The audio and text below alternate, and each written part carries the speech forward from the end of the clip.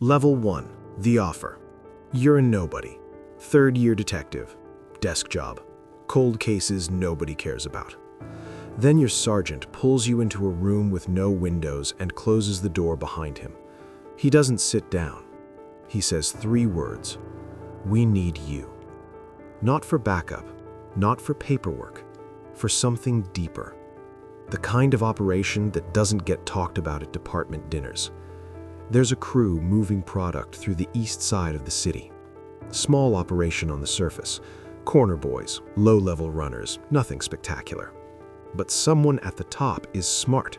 Smart enough that 3 undercover agents before you couldn't get close. One of them is still in the hospital. Your sergeant slides a folder across the table. Inside, a fake name, a fake history, a fake life. From this moment forward, you are not a cop. You are Marcus Webb, drug dealer, ex-con, available for work.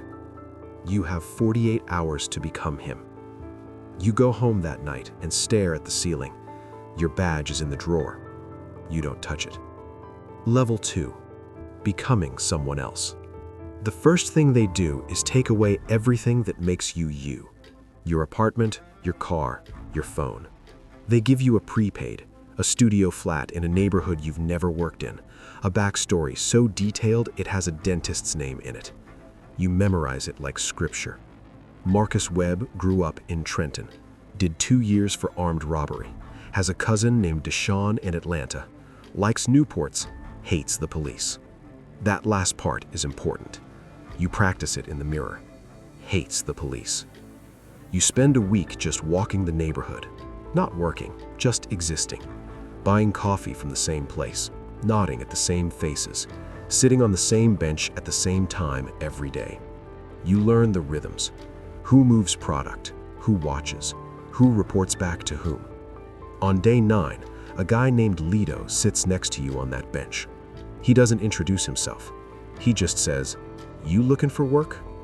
You shrug like you don't care. Inside, your pulse is a drum line. You say, "Depends on the work." He smiles. You're in. Level 3. The first test. They don't give you anything valuable right away. That's not how it works. First, they test you. Lito hands you a backpack and an address. Inside the backpack, you don't look. You're not supposed to look, but you know what's inside.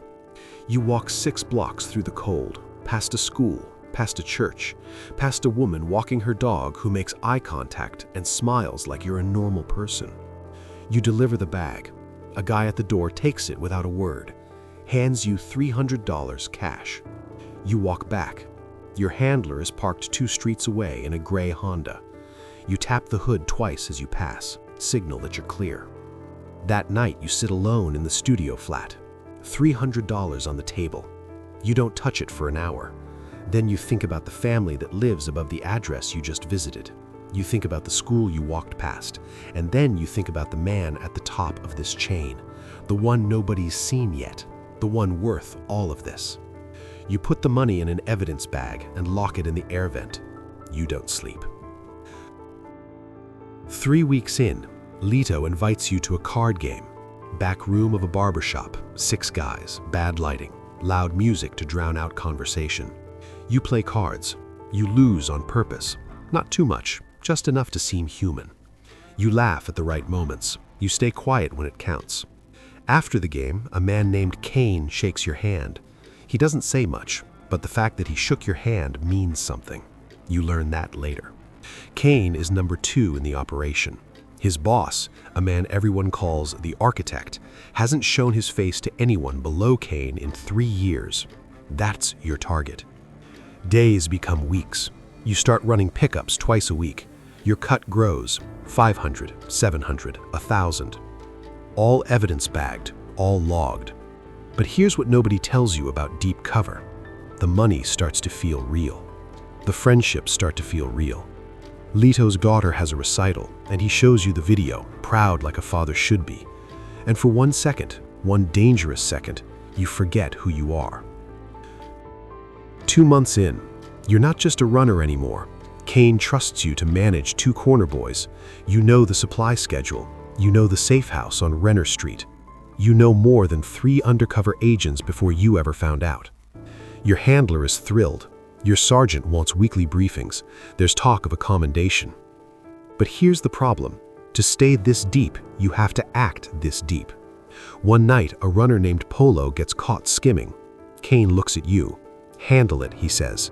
Not kill, nobody's asking you to kill. But handle it means rough. Handle it means ugly. Handle it means Polo has to believe you are exactly who you say you are. Your training kicks in. You do what you have to do. Polo walks away scared, shaken, not seriously hurt. But you sit in your car afterward with your hands on the steering wheel for a long time, and something shifts. You can't name it, but it shifts. Level 6, the architect. Month 3. You're eating dinner alone in the flat when Kine calls. He says, tomorrow night, be ready. That's all. The next evening, a black SUV picks you up 2 blocks from the studio. Tinted windows, no conversation, 40 minutes of driving in circles. You recognize the pattern. They're checking for tails. Your handler has no idea where you are. Protocol says you were supposed to signal before any unplanned movement. You didn't have time. The SUV stops at a warehouse near the port. Inside, 12 men you've never seen, and at the head of a long table, a man in his 50s. Calm, controlled, wearing a jacket that costs more than your real apartment. The architect. He looks at you for a long moment. Then he says, Marcus Webb, Trenton, 2 years. You know DeMarco from Cell Block C? Ice in your veins. DeMarco from Cell Block C is in your backstory, but you have no idea if DeMarco is a real person. Your cover was built on assumption, and the architect is watching your eyes.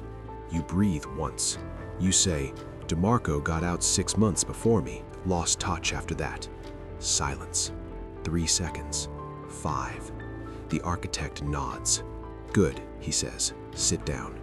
You sit, but your heart is still standing. Level 7. Inside the machine.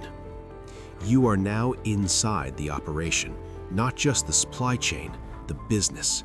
The architect runs 4 legitimate companies as fronts: a logistics firm, a parking company, a cleaning service, a restaurant.